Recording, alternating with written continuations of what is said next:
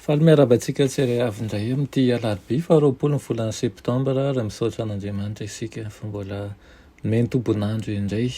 Zava-dehibe zany ary raiso tombontsoa ho anao manokana ny mbola ahafahanao manana tombontsoa an'io. Mialohan'ny derantsika ny amin'ny fiambenana an'io dia aray vavaka isika. Ry Andriamanitra tsara indrindra ho velom-pisaorana anao zay satria avy aminao ny soa rehetra dia ny fofinaina mavela avy aminao. Saotranao ihany koa zay mitarika anay mandrakariva ho amin'ny lalana tsara ary koa mampianatra anay mba hampiatra ny teninao amin'ny fiainanay izahay. Tompo meteza hiteny manoloana anay fa vonin'ny ainanao zay. Anaran'i Jesosy, amen.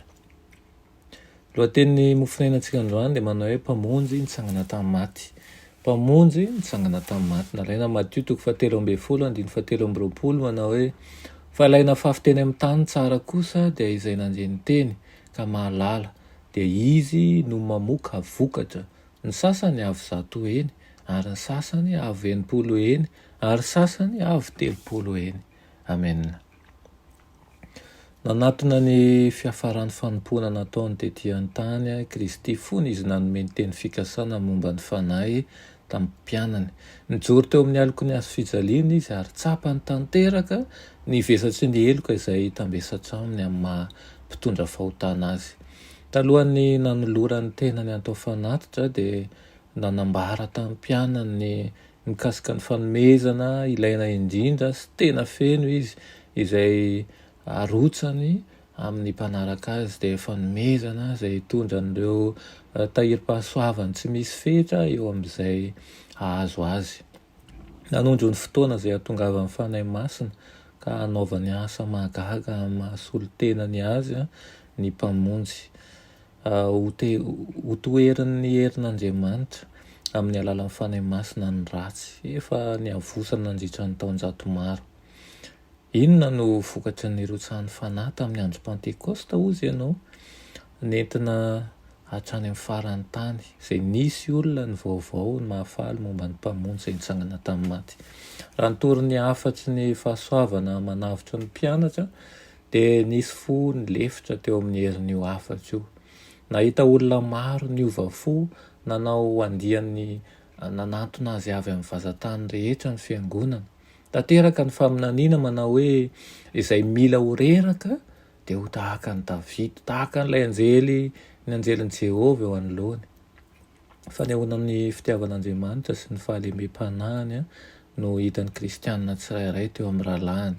Zavatra iray ihany no nahaliana sy nanjaka haneho ny fitoviana amin'ny toetra mampanahy Kristy sy hiasa hanalehibe ny fanjakany no ambobon'ny mpiny. Hoy izy amin'ny asan'ny apôstôly manao hoe ary tamin'ny heribe no nanambaran'ny apôstôly ny nitsanganan'i Jesosy Tompo ary fahasoavana be no tao amin'izy rehetra.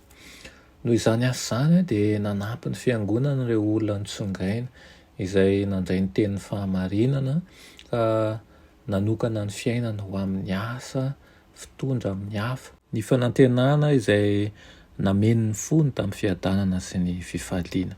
Dia tahaka izany ihany koa no mahatonga antsika mangataka mandrakariva ny fanahy masin'Andriamanitra mba ahafahantsika mahavita zavatra lehibe mihoatra noho ny zavatra eritreretintsika satria fantatsika fa raha amin'ny herintsika irery ihany dia tsy havita n'inon'inona isika. Ireo mpianatra tamin'izany na dia efa nihaona tamin'i Kristy ary nahita azy mivantana nankahireziny mivantana dia mbola nasainy niandry ary nangataka ny fanahy masina. Ary rehefa nahazo an'izany izy izany no herobe nentiny nanambara nitsanganan'i Jesosy tsisy tamin'ny tahotra ary tsy nisy henatra satria fantany fa fahasoavana be no efa azon'izy rehetra. Ankehitriny dia mbola omeny Kristy antsika ihany koa ny fanahy masina mba ahafahantsika mahazo hery amin'ny lafin-javatra rehetra. Iriko mba hangataka izany ianao an'io maimaim-poana izy izany mba ahafahanao mahazo hery. Hoentinao miatrika ny ady rehetra na ao an-trano na ivelan'ny tokantrano na amin'ny toeram-piasana mba hiasan'Andriamanitra tokoa ianao amin'ny toerana rehetra misy ianao. Amen. Ry Andriamanitra tsara indrindra ho misaotra anao izay ny amin'izany teninao izany amin'ity maraina ity.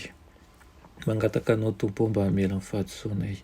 Mangataka aminao koa mba hamela anay indrindra ny amin'ny ankely ny finoanay.